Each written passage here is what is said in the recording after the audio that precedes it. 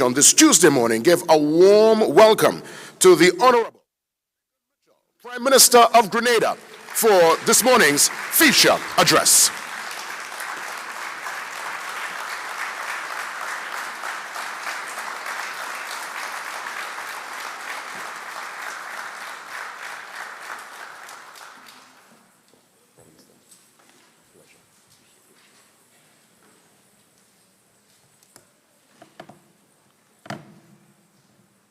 Thank you, Jason. And the fact that I address him by his first name is an indication of how well known he is in Grenada. And you heard it himself. So,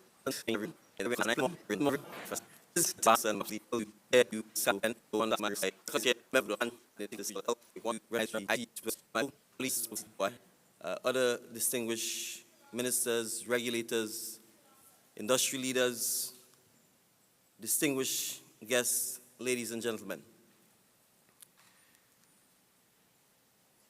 It is a great honor to join you at this milestone 40th annual Canto Conference and Trade Exhibition. Being here in the Bahamas, a country that has not only but there is such case of a moment to take stock of how far we've come and to ask bold questions about where we go next. So I begin by extending heartfelt appreciation to the government and people of Bahamas for their warm hospitality and unoriginal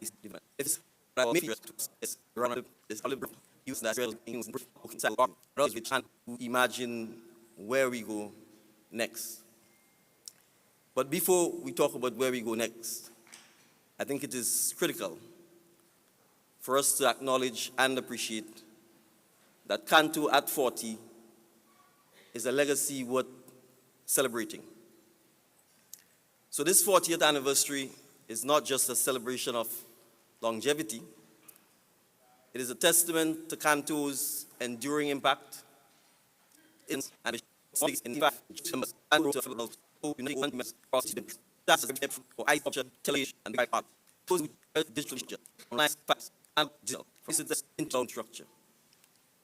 It has been a constant enabler of progress, guiding us through the complexities of modernization and innovation.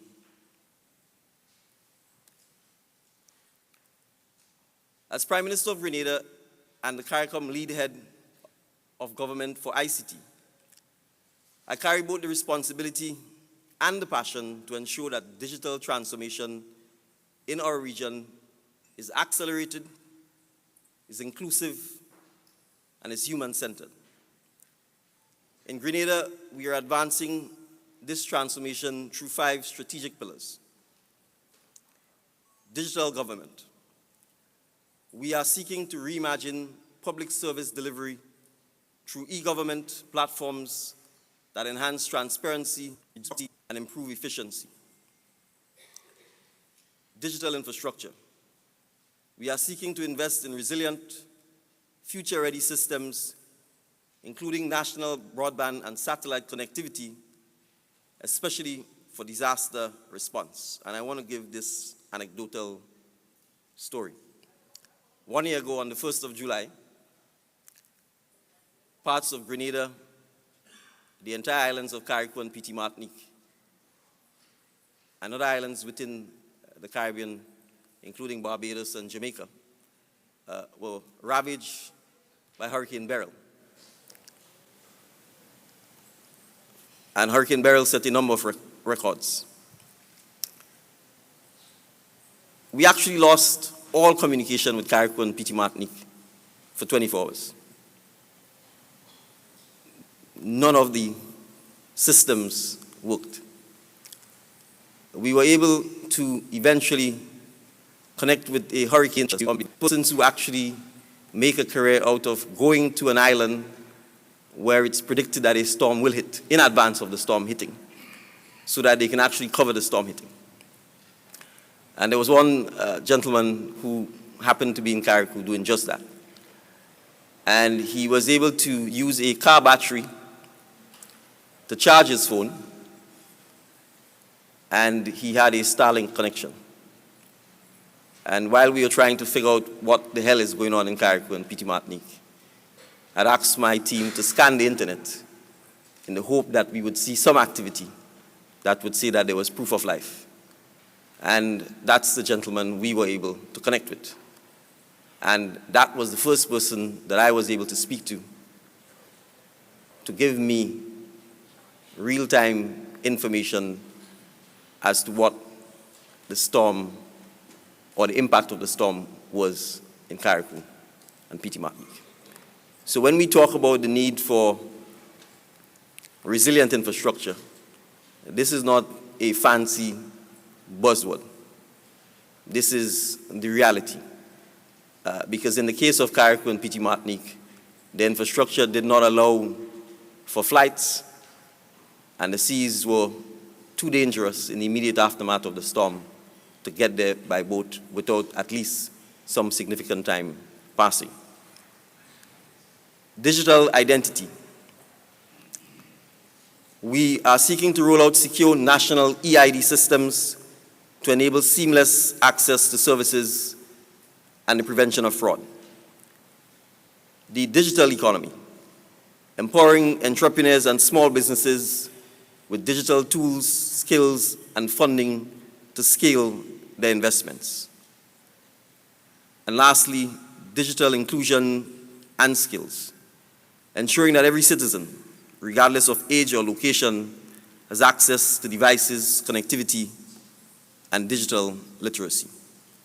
But Grenada's vision is part of a wider, unified vision for CARICOM and a single ICT space. The creation of a single CARICOM ICT space, a unified digital ecosystem enabling seamless movement of people, services, and data across borders, is an idea whose time has come. This vision addresses our fragmented markets and our infrastructural gaps by seeking to promote harmonization of spectrum and regulation. And I would say particularly tools that have been compromised and in many instances compromised repeatedly. It is a shame that it's difficult for me to understand or appreciate because by not openly speaking about this challenge, we are simply making ourselves more and more vulnerable. So whether it's from the CARICOM Secretariat, which has been hacked, to national insurance and other social security institutions, to banks, to the telecom companies themselves, we must recognize that critical to allowing us to build the robust defense and proactiveness that we need to address this issue. Why does this agenda matter? The local urgency to address this global trend places the Caribbean at a pivotal moment in global digital history. The now familiar technologies such as AI, quantum computing, 5G, and blockchain are no longer futuristic. They are shaping the now, the present. The question echoed by Prime Minister Davis is not whether we will participate, but how, and crucially, on whose terms. We must tackle some key priorities together, and the only way to succeed is together. Satellite connectivity. For small islands, and all of us are small, and disaster-prone islands, and all of us are disaster-prone. Digital continuity is an absolute necessity.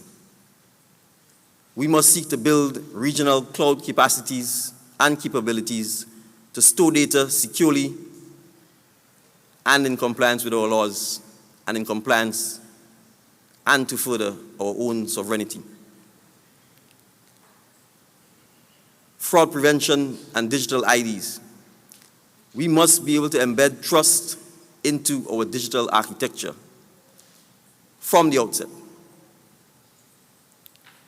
We must be able to leverage cost-effective and vendor-neutral paths, and I want to emphasize vendor-neutral paths, to 5G deployment. Smart cities and fintech. We have the capacity right now to unlock their potential through interoperability and, crucially, regulatory agility. And we must ensure that the AI innovation that is already sweeping the world is matched with robust digital safety, and I want to emphasize safety frameworks. So what is the role of Canto in enabling, bridging, and mobilizing? We, and I didn't say you, we are more than a conference. We are a Caribbean institution. We are an institution that bridges policy and innovation, government strategy and private sector action. We have shared best practices in universal service funding. We have explored future-proof regulatory models. We've fostered dialogue on OTTs, fair contribution, and infrastructure sharing. And most importantly, we have built trust across diverse economies with shared aspirations. So I urge us to deepen our policy shaping, to amplify the Caribbean voice in global ICT platforms, to continue our capacity building, to strengthening the skills of our regulators and engineers, to deepen our role in investment brokering, connecting our infrastructure needs with global capital, to deepen our role in talent development, helping to cultivate a fluent digital Caribbean workforce. Importantly, we must do so with the synergy of the public sector and the private sector. This is a shared responsibility that requires our continued partnership. Governments cannot do it alone. We need the private sector. The private sector cannot do it alone. It needs the governments. So, just as in service delivery, in shaping policy, in co-investing in infrastructure, and in ensuring inclusion. To our telecom providers, your success is tied to the prosperity of the societies that you operate in and that you serve. You are not just providers of a service. You are crucially our partners in our digital future. So let us commit to expanding affordable access to underserved areas. Let us commit to sharing infrastructure to reduce duplication and waste. Let us commit to supporting national initiatives like digital identification and cybersecurity.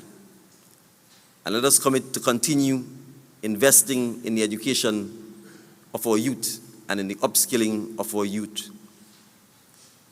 These are not just dreams. They are not just aspirations.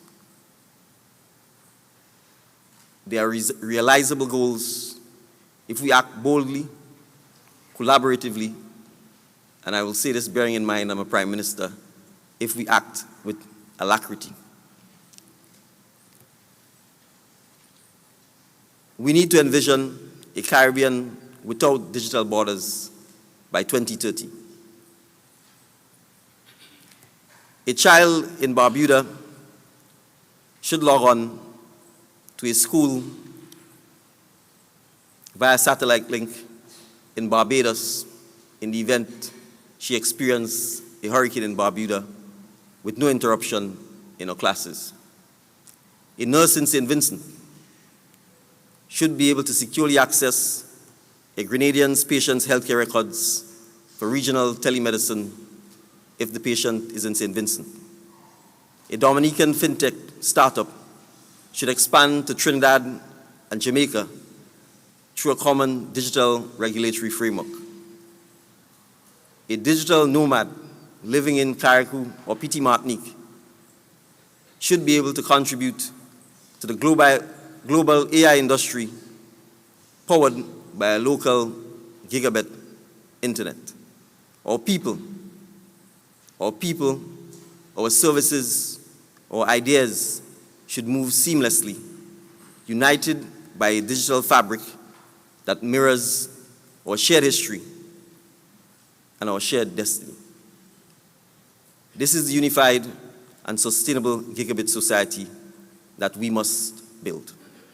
So in closing, let us honor Canto's 40-year legacy by building a future that is unified, sustainable, and digitally empowered. We are not simply digitizing our societies. We are shaping the Caribbean's place in the world. So let us be bold, let us be collaborative, and let us be future ready. Let us build a Caribbean where every citizen has the access, the tools, and crucially the confidence to participate fully and securely in the digital age. So let us remember as we celebrate the last 40 years that the next 40 years will be even more crucial and more decisive. I thank you for giving me the opportunity to be here with you this morning, and may Canto continue to grow, lead, and move us forward together towards one connected Caribbean. Thank you very much, ladies and gentlemen. Yes, indeed. Remarks from the Honorable Dickon Mitchell, Prime Minister of Grenada, bringing us remarks this morning bright and early, of course, making mention of the digital transformation, the acceleration in that regard, and of course, speaking also to the disaster preparedness and the importance of communication in that scenario, and we are all as islands vulnerable to that particular development. I want to thank you so much, Prime Minister, for your remarks, and let me just put a plug in for those who are into the culture, into our Caribbean festivals. The Spice Mass is literally around the corner, ladies and gentlemen, and that is one you must, especially the Juve with the jab. You know about jab? Yes, proper. So yeah, by all means, I'm just making sure we give the audio team a moment to clear out the lectern, and we get ready for some more. Let me tell you in advance, today's sessions are a couple of really amazing sessions in store, shortened versions, so it's going to be impactful, really bullet points, bringing some more of the key players to the stage for our panel discussions. And we want to start things off. We're going to bring, of course, the moderator to step into the next session this morning, and that is Keno Cox, the AGM, Emerging Services and Innovation.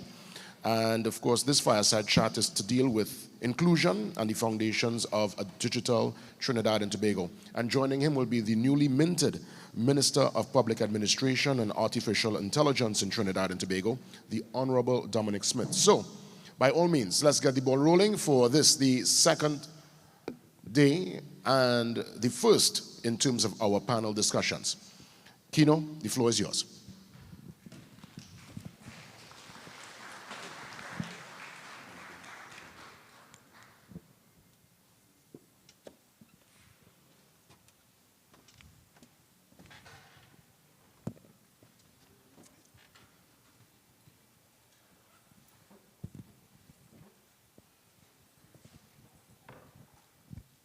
Good morning, everyone. It's my honor and privilege this morning to sit and chat with Honorable Minister. Right? Yes. Yes. So, Minister, welcome. Good morning to everyone again. Minister, on Sunday, at the closing ceremony, Honorable Prime Minister Davis shared a very powerful message for all of us. And it's really centered on what do we need to do to lead at this moment in time. From your perspective, and as we share a conversation on governance, AI, frameworks, give me your perspective on what you see the future for Trinidad and Tobago and the Caribbean at this moment in time. Well, thank you. Good morning to everyone. I know we have quite a team at Canto because all of us were enjoying the festivities last night, but we're here bright and early, so congratulations to the Canto team and the organizers. I will start with saying that it would be remiss of me without mentioning and noting how well put together and organized the facility is, as well as the general conference. I think I say it for all of us here. Thank you to the Prime Minister of Grenada. A well-adapted speech. I think very pertinent developments happening in his country. And I think by extension, the region will benefit from a lot of the interactions and talks that you will give and the ideas that you've shared here. I think all of us can certainly appreciate from the Caribbean perspective. So again, thank you for the question. I think as a starting place, when we speak about what the future holds, and when we're thinking about the big picture, we have to consider infrastructure and policy frameworks. For Trinidad and Tobago in particular, and the government, we are very focused on modernization of infrastructure. What does that mean? Well, this is a good place to start because we're speaking about things like broadband access. We're speaking about the Internet of Things. We're speaking about 5G. And so building the infrastructure required to facilitate the new digital landscape, that's critical. Yes. The second component, I would say, all Caribbean nations really have to consider what the legislative framework what is needed. So there's a need for legislative overhaul, and all the speakers in the past day have spoken about data protection, data policy. I think this morning we had Bravo, the team, speaking about cybersecurity, which is something that we're all grappling with. So certainly there's a need for the legislation to catch up with those issues. And certainly, I think, in collaborating here, the issue of trust has come up quite a bit. And I think both from the customer-facing circumstance, trust in data and allowing collaboration to happen, it requires a bit of thinking in terms of the digital identity. Caribbean identity also plays a part in there. And then security in terms of verification of that identity. I think coming from this morning and even the past sessions, we have to identify what are the trust frameworks when we're speaking about what the landscape is. And I think in general, if I were to look at a fourth pillar for Trinidad and the government in particular, we're really looking at capacity building. What is required from the public service. From my perspective, we've just joined two ministries, the Ministry of Public Administration and the Ministry of Digital Transformation. And we've created this umbrella ministry called MP&AI. And a core component of that is how do we upskill the public servants? How do we train our public citizens? How do we allow this mandate to also be citizen-focused? Yes. So, a lot being said there, but essentially those are the core areas that the government is poised to respond to. And we're looking forward to that challenge. Thank you, Minister. I'm particularly impressed with the 4 pillars, and it dovetails into our next area of focus, which really redounds to public-private sector partnerships. Honorable Prime Minister Mitchell has emphasized the importance for public sector, private sector joining together to support those 4 pillars. From a localized perspective in Trinidad, TSCT has been very privileged and humbled to lead that trust for government, providing backbone services for data, cybersecurity, software as a service, fintech.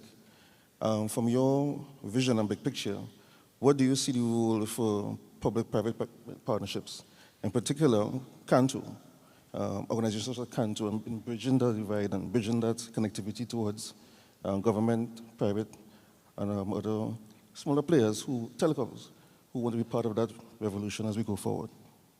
We're sitting in a room of what I could consider public-private partnership, right? Everyone here, each of us have our role, yes. And we're all stakeholders in this tapestry. We're all part of this ecosystem that we're trying to forge. And I think a big question is, how do we co-develop the frameworks for participation, for that participation to be all-inclusive and all-encompassing, for persons who might not be in this room to also be able to participate in what would be a shared vision for the Caribbean. Specifically, we're speaking about shared risk. We know that the challenges ahead would be shared, and so there's a shared risk, there's shared data, and obviously coming out of that, there's a shared outcome, which is making a Caribbean more resilient, and I think that will be facilitated, the output of that will really be facilitated and dependent on how well we collaborate. Yes. How do we encourage events like CANTO? How do we encourage participation? And I think the technology would follow that tone. Yes, yes. Again, APIs, we're speaking about innovation, and we're speaking about innovation at scale. That must be a consideration. And, Prime Minister mentioned it earlier in his contribution, the interoperability. How do we share information? For the ministry on our end, the sharing of information is crucial. And, as Caribbean people, oftentimes we find it difficult to share what we feel very close to. We're creatures of vulnerability. It's in our DNA. And so it's very difficult for us to, as you said, open up and share information. But I think that will be the true testament of how successful we are as a people, if we can really share our information. And I would say, I would go a step further in terms of the public-private partnership and that interaction. We can't just simply share between ministries. We can't simply share between governments. It has to be a sharing beyond that framework. It has to be a sharing with private sector stakeholders as well. And so I'm really happy that so many telcos are here. I'm happy that so many players in the digital space are here doing exactly that, sharing. Yes. And I'd say I congratulate CANTO. What a 40th occasion looks like. This is what it is: 750 plus people in a space. Mind you, in a beautiful space in Bahamas, where we can, put our feet in the sand, but also get down to business. So it really is remarkable what we've been able to accomplish here, and kudos to the CANTO team. Minister, I want to just jump on a point you made in terms of that sharing and collaboration. As we widen the scope of digitization, AI, and the corporate value chain, trust becomes very critical. How do you see both parties, government, private sector, telcos, even CANTO, playing a role to build that trust in systems and policies and infrastructure as we move up the digital divide and we close that divide and have people have more access to persons to experience that vision and implement what we are speaking about today? So how do we build that trust and inculcate that trust in all manners of sectors of society? For me, I think trust, it starts with sharing of information. And so there's a common saying that, you have to build the trust. Right? It's not something that's a default. It's something that you have to work on.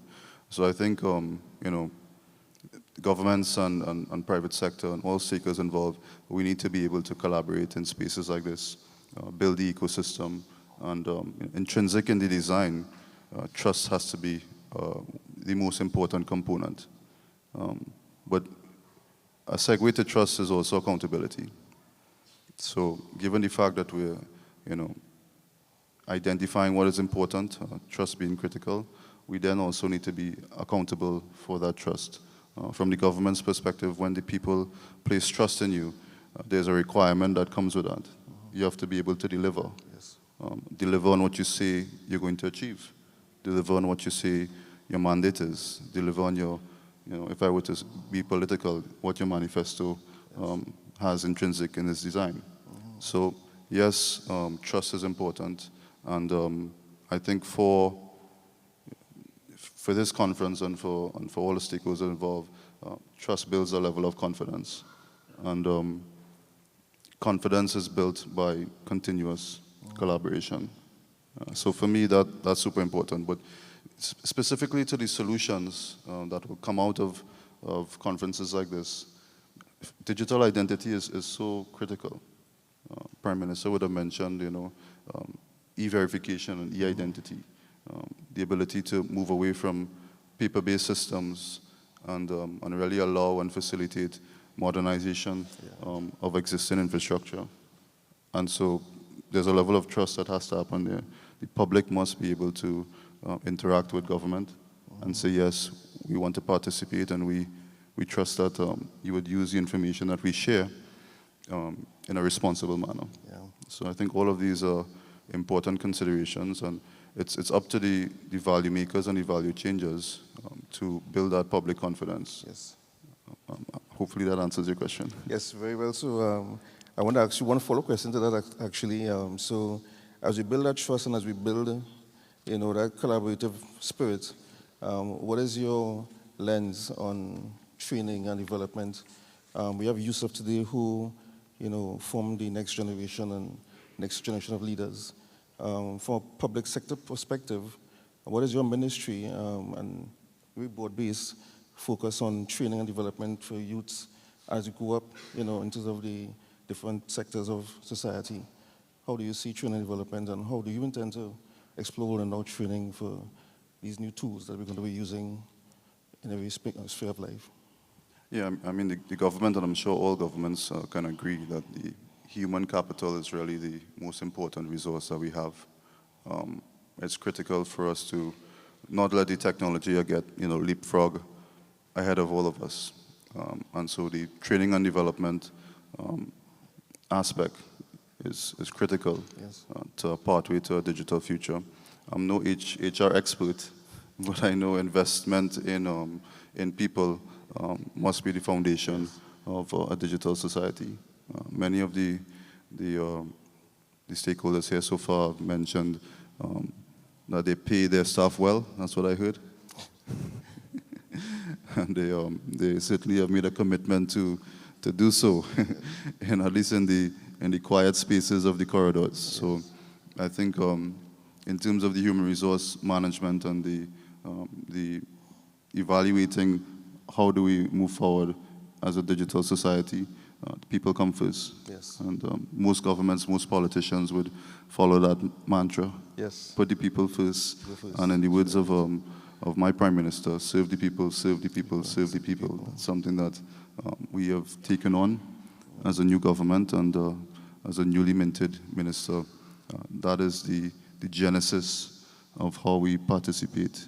And so that's crucial. But I think it's also important for us to not leave the children behind. Yes. Our kids. I think they must have an environment conducive to learning. They must have an environment and systems which enable them to be successful, not only presently, but also in the future. So it's a responsibility of the government to utilize all of the resources that they have to equip persons for the economy of the future. We speak about how do we as small island developing states not be impacted by what are the natural risks involved. So hurricanes and natural disasters, they are part and parcel of the package that we have in the Caribbean. And to a wide extent, our ability for human capital to be able to work anywhere across the globe and to tap into what is industry and globally available in terms of markets, that's crucial. So we must invest in people. Yes. So yeah, systems are meant and prepared for people, and so it must work. It must work in that way. People first, systems after. Yeah. Thank you, Minister. As we close, what does the next 5 to 10 years look for you? Outward-looking success and implementation is something which we always tend to feel at. The vision is fantastic and the policies and procedures, but implementing is what changes the game. From your lens, success in the next 5 to 10 years, what does it look like? I mean, the conversation surrounding what success would look like is really one that we really need to contemplate deeply. Because of how quickly technology is moving, I think it's something that we have to be very present-minded in. So, we often speak of what the short-term, medium-term, long-term objectives are. For us in Trinidad, sure I speak for the wider Caribbean as well, frictionless government becomes super important. Yes. And what does that redound to? It redounds to citizens, persons who are active participants in the system, being able to, again, access the system at all points. And so for us, success means communities that are typically underserved, we provide service to them. Participants who are typically left out of the equation, they're included in the equation. So there's a level of inclusion. And if we can allow and facilitate more conversations, if we can allow and facilitate more listening, and then have that listening inform policy, I think for us that is a win, because all of this is important, but it's less important if we don't serve the people. Yes. I keep coming back to that aspect. So I think if we were to think of it strategically and what we'd hope the next 5 to 10 years would bring, I think it would bring a frictionless society where the technology works for the people, and so they can receive the real benefits yes. of a digital society, an innovative society. I think as well, we're happy with AI and the technology, but we also want to augment its use. We want to do it in an ethical way. We want to use the tool and use the technology to then build and broaden opportunities for persons as well. How do we create new industries? How do we create sustainable employment for workers? All of that would redound to success. And I think overall, if I were to look at a broader theme, collaboration, we always speak about how do Caribbean countries operate in silos. There has been a call at Canto for greater collaboration. Yes. And that collaboration can start at every single layer. So we must encourage participation to the people who are the soldiers on the ground. We must include private partners for co-opportunities. We must look at how do we build systems for the future that are people-centered.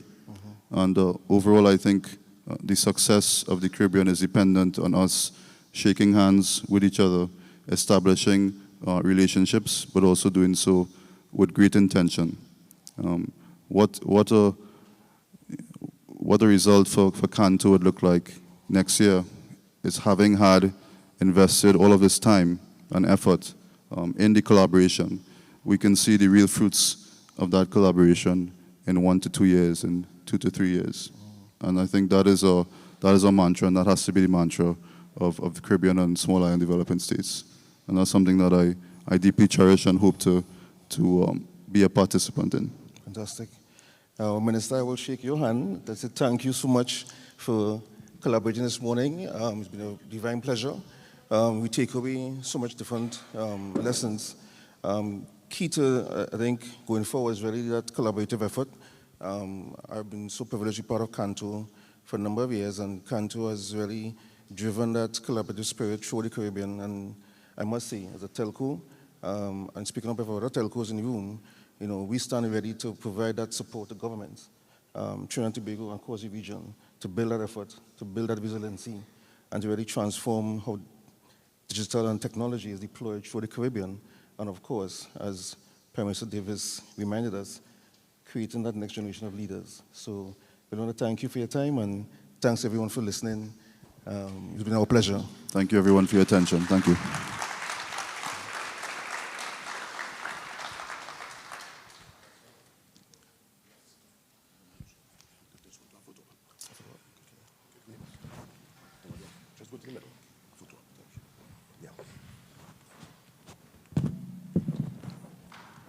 So again, as custom, once we finish with the panel, we do the photo up front and center.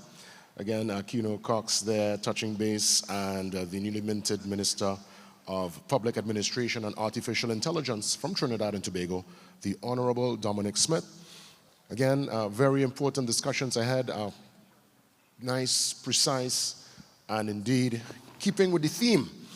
By all means, we welcome another one of the representatives, Kishav Graves from TSTT. Of course, TSTT, B-Mobile, they are part sponsors of the Canto 2025, and he is the Assistant Vice President of Consumer Sales at TSTT. So Kishav Graves will take to the stage as we continue with this morning's session, Canto 2025. Of course, later on, I will continue to remind you about some of the activities, some of the giveaways, and the mixer later on. As I get more information, I'll furnish you with all the details. So, Kishav Graves, he is standing by to join us for his presentation. Let's give it up for these guys, man. This young boy back strong, That podium is no easy podium, Breadfruit and proper steamed fish. Yes, Kishav, it's all yours.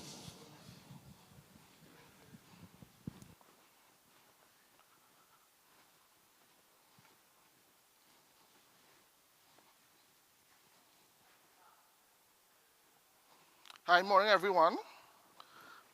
So I've heard many different pronunciations of my name over the years, right? So this is the first time I actually heard Kishav. Right, well, my name is Kashif Graves. I'm the AVP Consumer Sales representing TSTT and B-Mobile. Now let's start off once I find this clicker. There's no clicker. All right, but while we wait, I have the esteemed pleasure of representing my organization today to speak to you guys from a practical practitioner viewpoint in terms of understanding marketing in the age of digital trust, personalization, platforms, and purpose.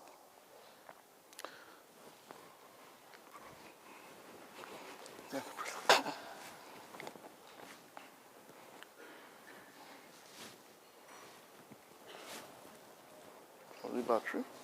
Let me go back. That's now. So, according to Maya Angelou, she would have said that she have learned that people essentially will forget what you said. They will even forget what you did, but they will never forget how you make them feel. So I'm here to test a couple of hypotheses, if you guys don't mind, right? So 5 core hypotheses that I will actually posit, and then I will show from a practical perspective how it's actually implemented and proven.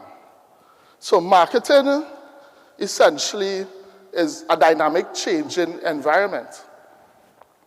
And fundamentally, every day marketing is being rewritten. The message is being rewritten. And it's being rewritten simply because of the changes in values, changes in demands from customers. Another hypothesis states that brands must build trust to deliver relevance, but more so stand for something. And that is critical in terms of understanding that in our DNA, in our core purpose, marketing has evolved and the demand from customers has changed exponentially. But what is core in any communication strategy, in any effective articulation of a commercial message, is that you must stand for something. You must stand for something. So your brand is not schizophrenic, but is a consistent value messaging that we send through to our customers. Our market is changing. Is ever access to information is so easily available that there's a highly mobile literate customer base that we engage with. And as Caribbean people, what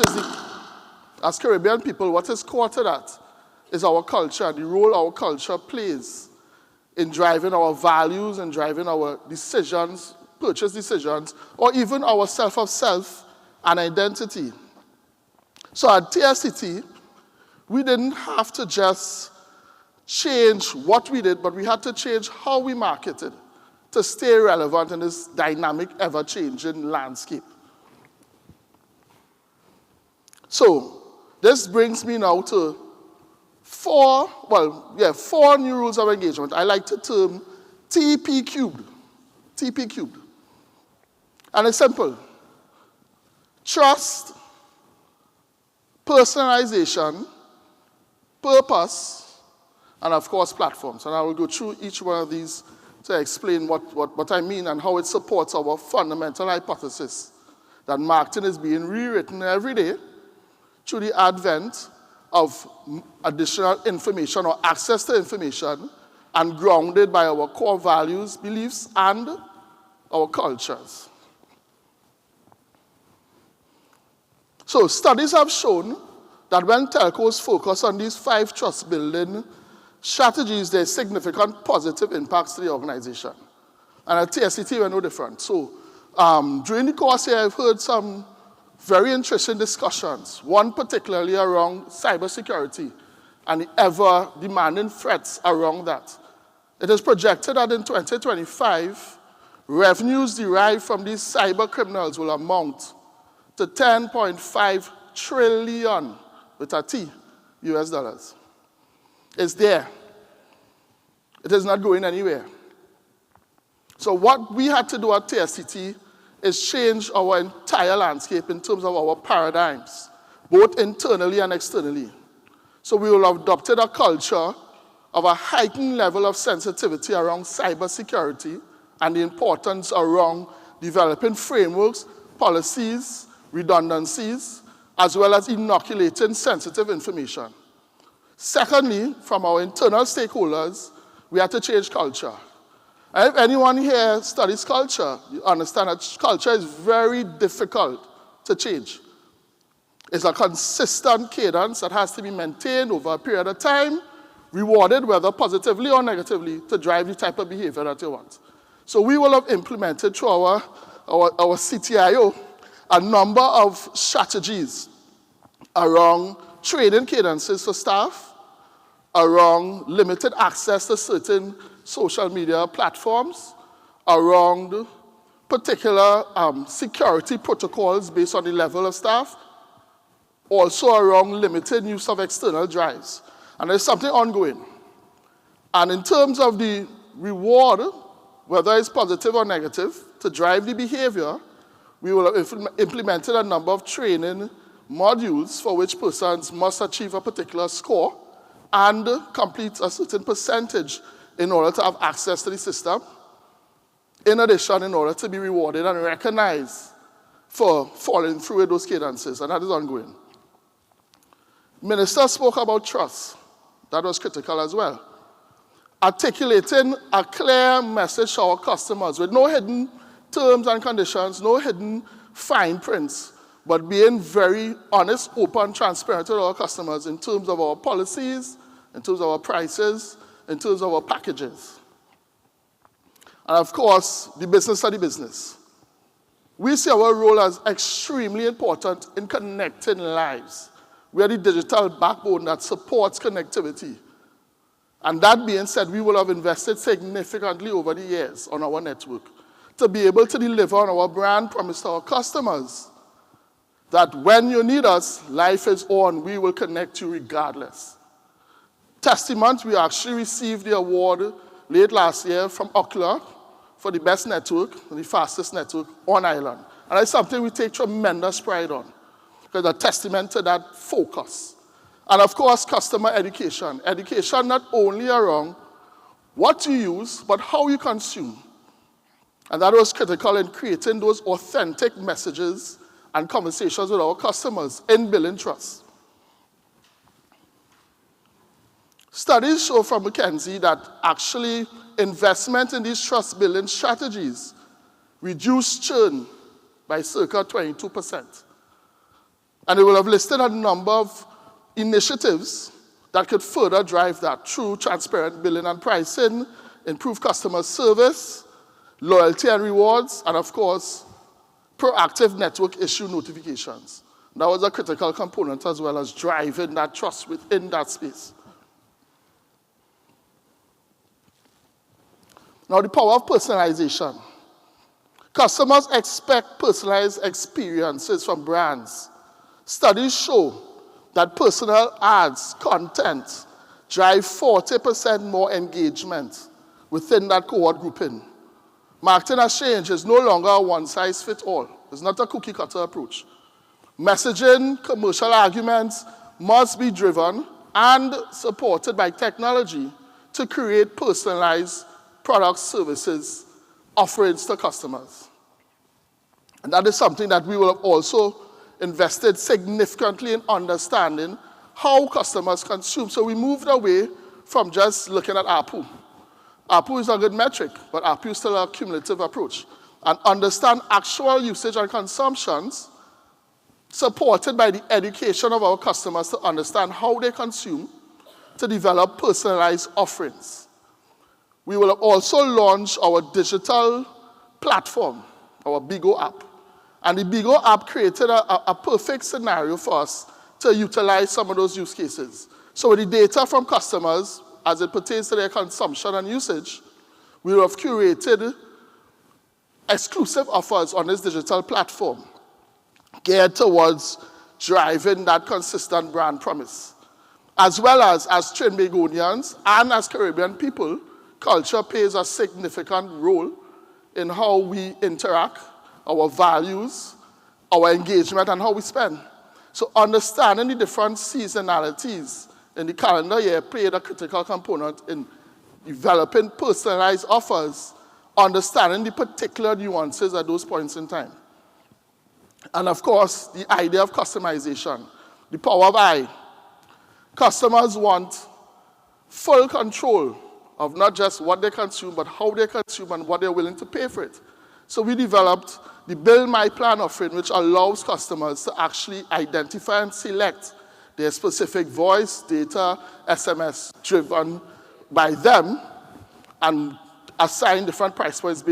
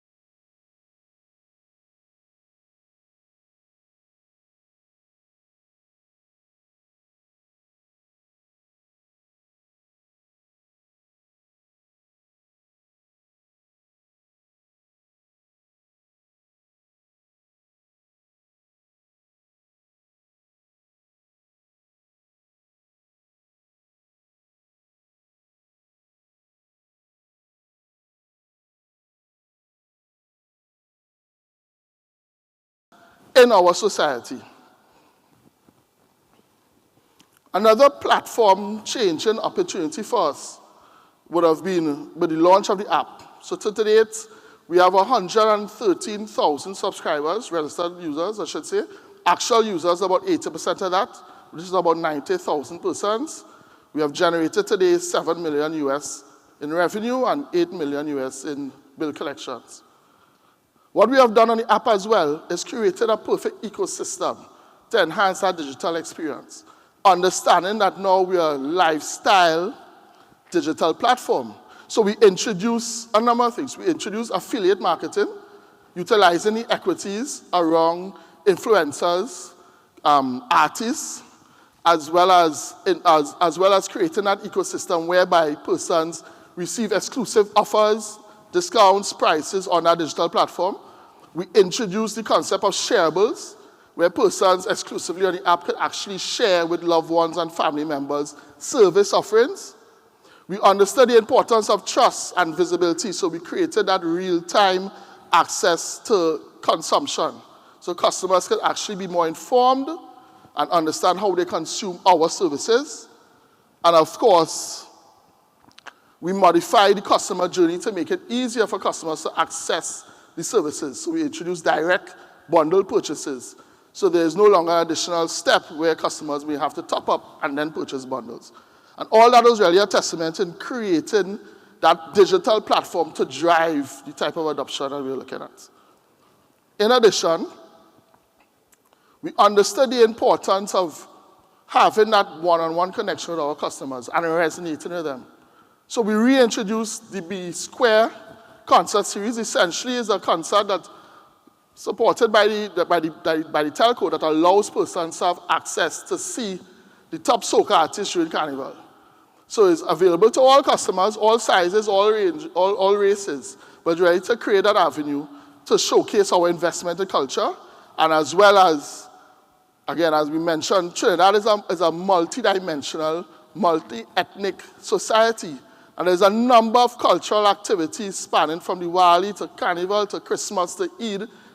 So what we do is support those different initiatives and create that digital platform to create those connectivities and connections. Because again, we see our mantra as very different in terms of we don't only provide telco services, we provide memories.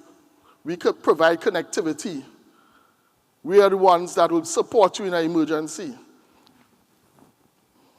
And of course, purpose. Nothing without purpose makes sense. So I had a mentor once said to me, if it's not measured, it's not done. And I see purpose in this framework as a critical or the most critical component.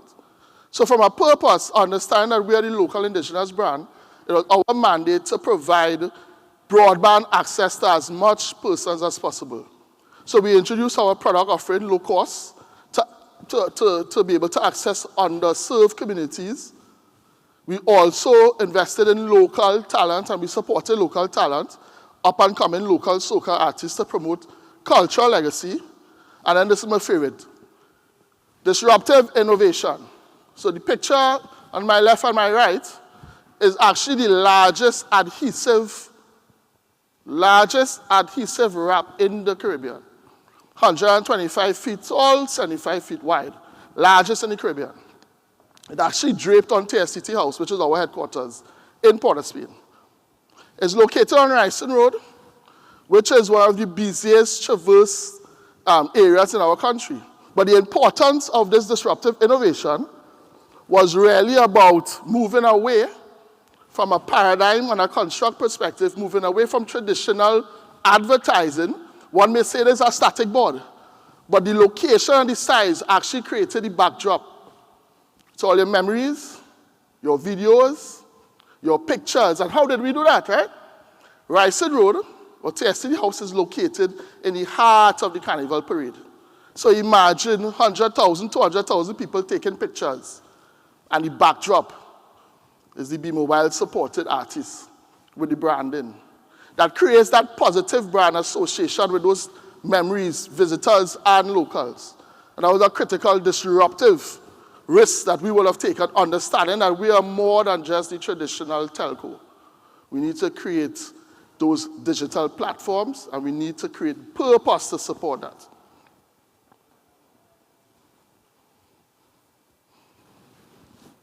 So in closing, I just want to show, I'm a data person, right? So we would have supported our MFR Market Facts and Opinion survey during the Carnival period to understand the impact of some of these investments over that period of time and where we matched up in the local market.